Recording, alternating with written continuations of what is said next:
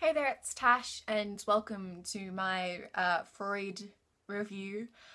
As typical of most of my review videos, this was originally part of my wrap-up video, but then got too lengthy, so had to be cut to keep my video length under an hour.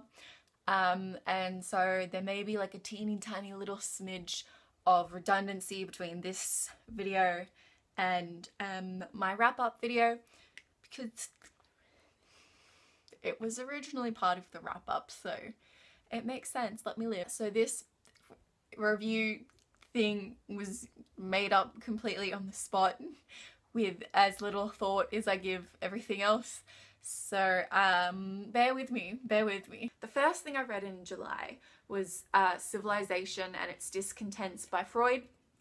And frankly, I've been telling everyone this. I love reading Freud. I feel like you can never go wrong with Freud. When you read him, one of two things will happen. Sometimes they happen simultaneously.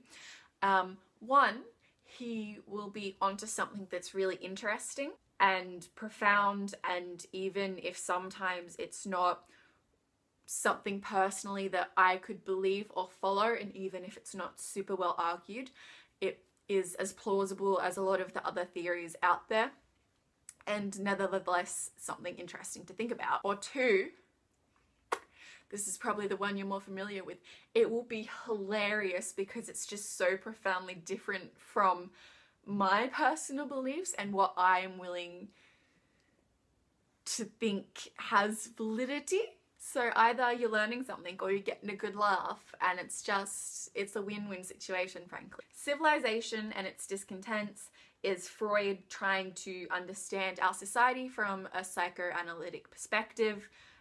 He's kind of placed human happiness at the center of our lives, and he's kind of elevated it to the meaning of life, like that's what humans are searching for. Which I'm like, yeah, that makes sense. And he kind of explores how people search for that happiness in different ways and sort of evaluates the effectiveness of each one of them. And I personally kept getting dragged because he said at one point, I think, that some people will take happiness just to be an avoidance of pain, and so to seek their happiness they will just avoid suffering and they kind of avoid life. And I think he didn't really think that that was obviously the way to go, and I was like, drag me, man, drag me. And then he kind of goes on to say that society and people are driven by two opposing instincts, the Eros instinct and the death instinct, obviously to the instincts to create and destroy, and that the furthering and success of society is predicated upon the love instinct overcoming the death instinct, otherwise we would just descend into anarchy and destroy everything.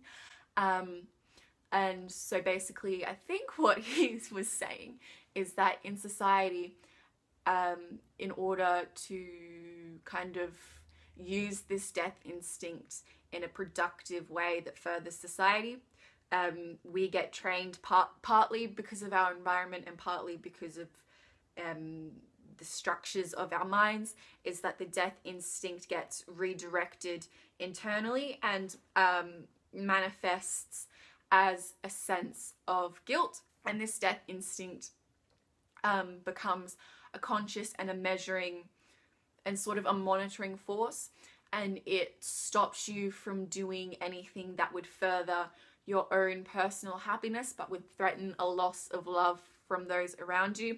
But as we've progressed, the demands of our society have become too much, and this death instinct and our sense of guilt has become overwhelming. So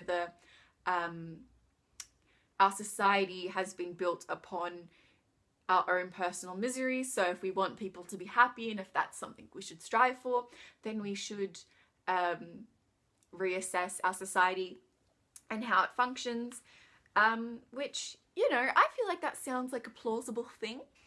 I feel like Freud really just appeals to me on a romantic level because I love the id and the ego and the superego. I feel like life as a struggle and life as tension between competing forces just romantically appeals to me. So I'm a little bit biased on that element.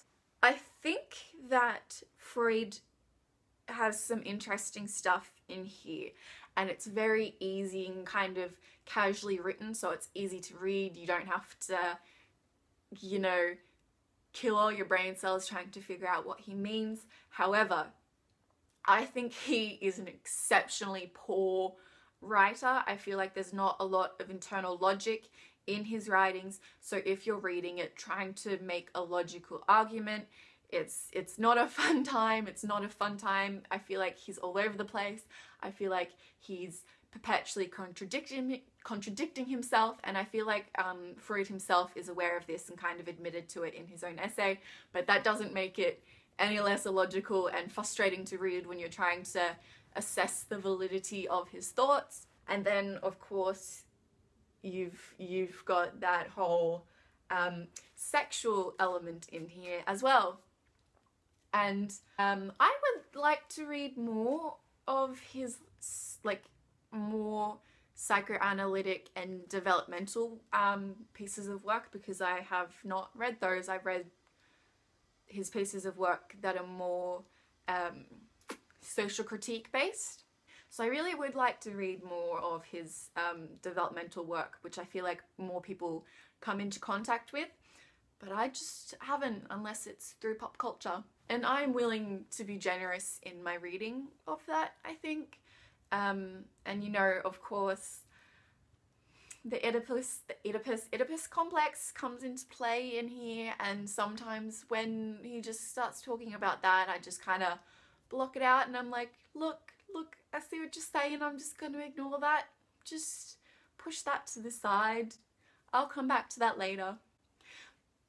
But the one thing that shook me to my very core was that when I was reading this, and it was sort of just in a casual offhand context, Freud mentioned anal eroticism, I think, and I was like,